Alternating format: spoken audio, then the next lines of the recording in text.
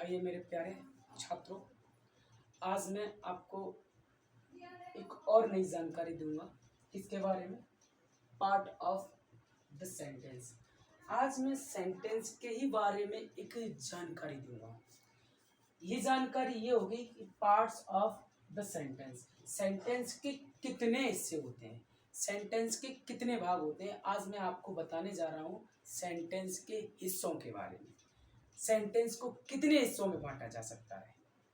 जब किसी से पूछा जाता है कि सेंटेंस के कितने भाग होते हैं, तो कोई बच्चा बताता है 10 चार्ट के अनुसार, अरे सेंटेंस के तो सर 12 भाग होते हैं। नहीं, वो 10 चार्ट के कॉलम 12 है।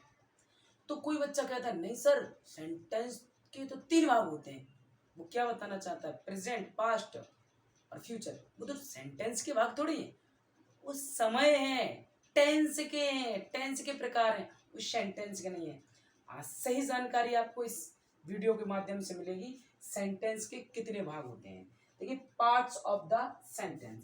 तो पहली बात ध्यान से सुनिएगा, सेंटेंस के 2 भाग होते हैं।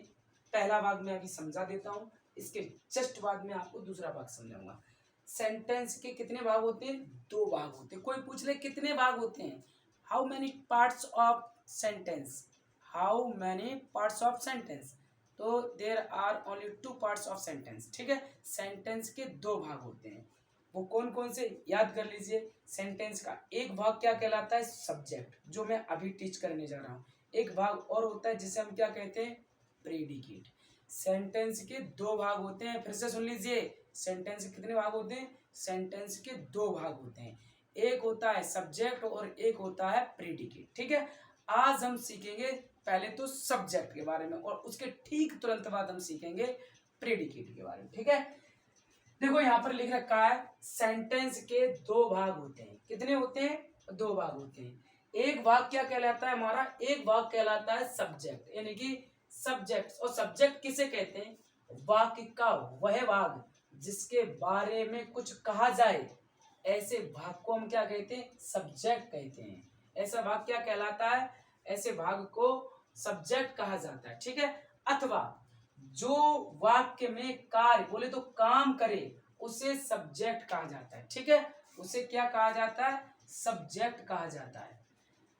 सेंटेंस में यानी वाक्य में जो भी व्यक्ति काम करे उसे क्या कहते हैं? सब्जेक्ट कहते हैं।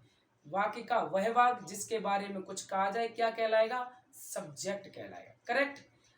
अब तो आप बता सकते हैं सब्जेक्ट किसे कहते हैं। जैसे कि एक है मनोज एक अध्यापक है, तो यहाँ पे किसके बारे में बात चल रही थी?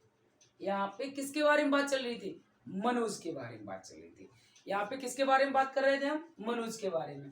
तो यहाँ पे मनोज के बारे में बात हो रही थी, तो मनोज यहाँ क्या हुआ? सब्जेक्ट हुआ। तो इस सेंटेंस को कैसे सॉल्व करेंगे? Manoj is a teacher.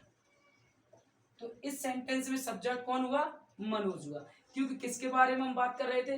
मैंने एक डेफिनेशन बताई जो अपनी लैंग्वेज में बताई, वाक्य का वह भाग जिसके बारे में कुछ भी कहें, जिसके बारे में हम कुछ भी कहें, जिसके बारे में कुछ बताएं, जिसके इस बारे में कुछ जानकारी दें, ऐसे भाग को क्या कहते हैं? हम सब्जेक्ट कहते हैं। ठीक है, और दूसरी डेफिनेशन मैंने क्या बताई?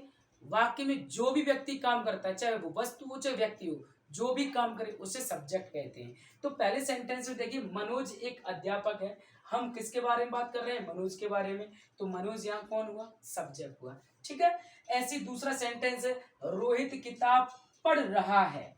रोहित किताब पढ़ रहा है, तो सीधी सी बात, इस सेंटेंस में काम क्या हो रहा है? पढ़ने का। अब बस ये जान जाइए काम कर कौन रहा है? जो काम कर रहा होगा व्यक्ति, यानी कि मैंने क्या बताया, जो वाक्य में कार्य करे यानी काम करे उसमें उसे क्या कहते हैं? सब्जेक्ट। तो इस सेंटेंस में जो व्यक्ति काम कर रहा हो यानी जो भी काम कर रहा हो वो कौन होगा? सब्जेक्ट होगा। तो देखिए यहाँ पे पढ़ने का काम है, तो पढ़ने का काम कौन कर रहा है? रोहित। तो यहाँ पे कौन सब्जेक्ट हुआ? रोहित हुआ। ठीक है, रोहित यहाँ पे कौन है? सब्जेक्ट है। रोहित, रोहित क्या है? Subject. Is reading, Rohit is reading. अब किताब एक है तो ए बुक। ठीक है, Rohit is reading a book. ठीक है, तो सब्जेक्ट ढूंढने में हमें लगता है आपको कोई समस्या नहीं होगी। दूसरा देखते हैं, लड़के मेरे दोस्त की सहायता कर रहे हैं। तो इस सेंटेंस दो कोई काम हो रहा है? देखो इस सेंटेंस में कुछ तो काम हो रहा है, काम हो रहा होगा। लड़के मेरे दोस्त की सहायता कर रहे हैं, काम हो रहा है सहायता किए जाने का। तो सहायता करने का काम कौन कर रहा है? जो भी सहायता करने का काम करे समझो वही सेंटेंस